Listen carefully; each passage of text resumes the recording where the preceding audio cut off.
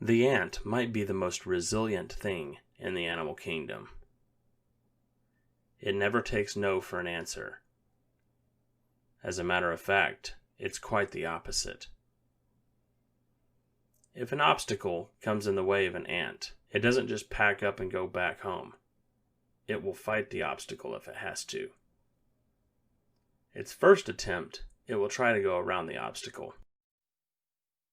If that doesn't work, it will then try to go over the top of the obstacle.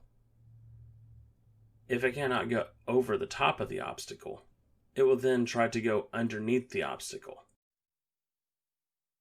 If it cannot go underneath the obstacle, it will begin to try to lift the obstacle. If it cannot lift the obstacle, it will go back and get more ants to help it try to lift the obstacle. If all of this fails, the ant will literally chew the obstacle, and it will continue to gnaw on the obstacle. It will literally fight the obstacle until it dies. Imagine if we went after our goals the same way. How many fewer dreams would be left in the cemetery?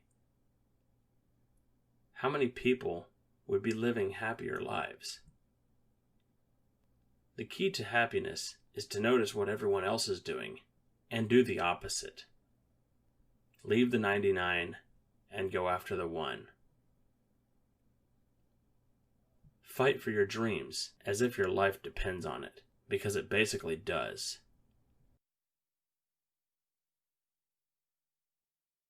Never get angry at a situation.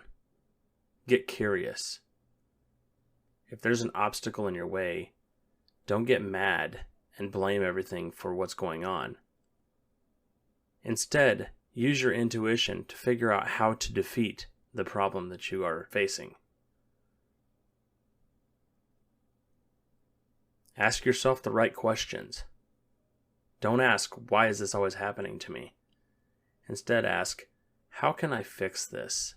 Or, how can I adapt to this to make this work for me?